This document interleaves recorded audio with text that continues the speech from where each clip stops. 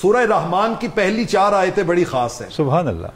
اگر آپ ان پہ غور کریں تو رب ذوالجلال نے ان 4 آیتوں میں 4 اس کیٹیگری کی بیسٹ چیزوں کا ذکر کیا ہے.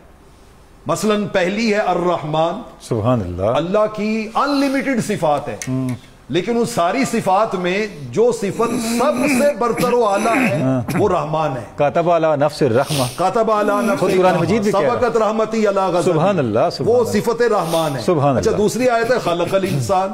اللہ کی لاکھوں کروڑوں مخلوقات ہیں، لیکن اس میں سے بیسٹ کریشن حضرت انسان کو، خاتم المخلوق انسان ہے، اشرف المخلوق انسان کو بنایا ہے. بالکل ٹھیک. اچھا اس کے بعد فرمایا علم القرآن، بلکہ اس سے پہلے علم القرآن.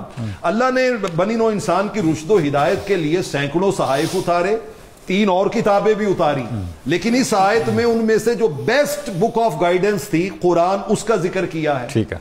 آگے چوتھی آیت میں فرمایا علمہ البیان. سبحان اللہ. انسان کو رب نے بے شمار صلاحیتیں دی ہیں، لیکن ان ساری عطاؤں میں رب کی انسان کے حق میں جو سب سے بڑی بلیسنگ ہے وہ اس کو قوت بیان کا عطا کیا گیا. سبحان اللہ. تو یہ جو قوت بیان، چونکہ سب سے بہتر یہ خوبی تھی جو اللہ نے انسان کو عطا کی، تو یہ کیسے ممکن تھا کہ جن کے نام ہی حسن ہو ان کو بیان حسین نہ ملے. سبحان اللہ. ان کو بیان حسین نہ ملے. بہت چھوٹی سی عمر ہے، بہت چھوٹی بچپن ہے ابھی آپ کا. تو مولا کائنات حضرت علی شیر خدا رضی اللہ تعالیٰ عنہ فرماتے ہیں کہ بیٹا آپ واز کیا کریں، خطبہ دیا کریں. تو کہتے ہیں انی استحیی منکا، والد گرامی مجھے آپ سے حیا آتی ہے، شرم آتی ہے کہ آپ کی موجودگی میں کیسے زبان کھولوں. سبحان اللہ. تو آپ نے فرمایا نہیں، جس دن میں نہیں ہوں گا نا کہیں مجلس میں تو پھر تم باز کرنا. اور مولا کائنات حضرت علی شیر خدا رضی اللہ تعالیٰ عنہ مجلس سے سائڈ پہ چلے گئے، لیکن آپ پردے میں جا کے بیٹھ گئے کہ دیکھیں آج حسن جو ہے وہ بچپن میں اپنا پہلا خطبہ کیسے دیتا ہے. آپ پہلے خطبے کی فصاحت و بلاغت چیک کریں اور نظریے کی کلیئرٹی چیک کریں. سبحان اللہ. اور اللہ پہ ایمان کا یقین چیک کریں. آغاز یہاں سے کرتے ہیں الحمدللہ الذی من تکلم سمع کلامہ. سب تعریفیں اس خدا کے لیے کہ اس کائنات میں جو بولتا ہے اس کے کلام کو وہ سنتا ہے. اللہ. ومن سکت علم ما فی ضمیرہ. سبحان اللہ. اور جو بولتا نہیں چپ رہتا ہے اس کے دل میں کیا ہے یہ بھی وہ خدا جانتا ہے. وہ خدا جانتا ہے. سبحان اللہ. من عاشا فعلیہ رزقہ. اور جو چیز بھی زندہ ہے اس کو رزق دینا اس نے اپنے اوپر لازم کیا ہوا ہے. ومن ماتا فإلیہ مآدہ. اور جو مر جائے گا اس نے کہیں اور نہیں جانا، لوٹ کے اسی کی بارگاہ میں جانا. بچپن میں ہی معرفت کا کیا درجہ ہے. یعنی آپ اندازہ لگائیے کہ تصوف کی انتہا ہے، یہ عام کلام نہیں ہے، معراج ہے، تزکیہ نفس کی معراج ہے. اور پھر اس کے بعد کہتے ہیں فإن قبورنا موعدہ. ہماری قبریں جو ہیں وہ اس کا مقرر وعدہ ہے، وہ جب آئے گا تو قبروں میں جانا پڑے گا، جانا پڑے گا. وقوفنا، اور ہمارا اس کے سامنے حاضر ہونا یہ اس کی طرف سے لازم کر دیا گیا ہے.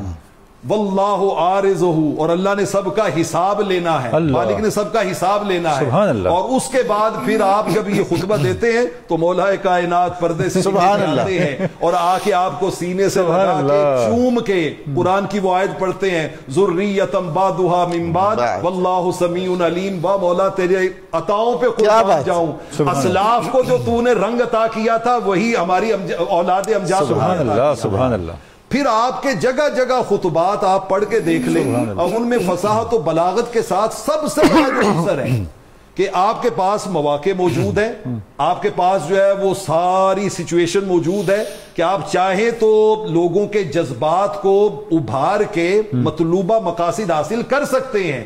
لیکن آپ نے ہمیشہ ایک ہی بات کی.